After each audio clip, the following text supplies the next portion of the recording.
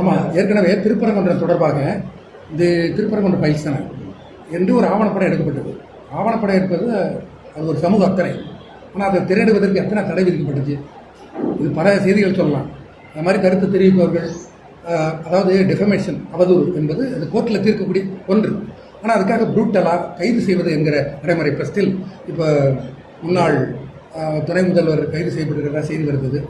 அவர் ஆக்சுவலாக டெரோகேட்டரியாக பேசியிருக்காருன்னு சொன்னால் நீங்கள் கோர்ட்டில் தீர்த்துக்கலாம். இதுக்கு கைது தேவையா? சட்டப்படி பார்த்தா கூட இது கைது தேவையா அப்படிங்கிறது எதை எடுத்தாலும் கைது பண்ணுவது என்பது என்னை போல தான். அது பாடல் பாடியதற்காக ஒரு கலைஞருக்கு உரிமை, கருத்து சுதந்திரம், மிரட்டுவது என்பதுதான் நமக்கு முக்கியமானது. அதாவது சட்டத்தின் வழியில் அதை விசாரித்து அது குற்றம் நிரூபிக்கப்பட்டால் தண்டனை வழங்குவது என்கிற அந்த அடிப்படையில் அது அணுகப்படலை. பதிலாக எதையாவது காரணம் சொல்லி அவர்களை மிரட்டி வைப்பது, பணிய வைப்பது என்கிறது ஒரு பாசிச அணுகுமுறை.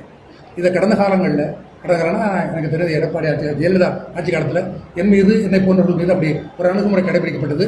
இப்பொழுது மீண்டும் திரும்புகிறது பாசிசம் என்பது போல இப்போ ஆக்சுவலாக நடக்கக்கூடியது. எங்களை பொறுத்தவரை மதிப்பீடு, இது தாவேக்கா ஆட்சி என்பது தாவேக்கா ஒரு பப்பட்டை தான் வச்சிருக்காங்க. பதிலாக நடப்பது பிஜேபி ஆட்சி.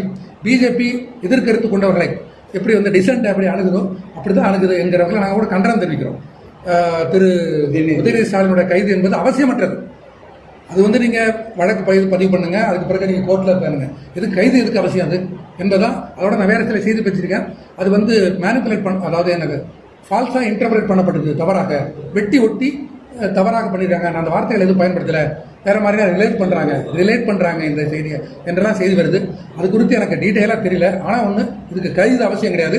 கைது செய்யக்கூடிய இந்த அரசுடைய ஹிஸ்ட்ரியை பார்த்தா, ஹிஸ்ட்ரினா பெரிய ஹிஸ்ட்ரி கிடையாது, அநேகமாக 2-3 மாதத்துக்குள்ளேயே அவர்கள் மாற்று கருத்தை அணுகுகின்ற முறையை பார்த்தாக்கா ஒரு ஃபேசிஸ்ட் அப்ரோச்சில் இருக்குது.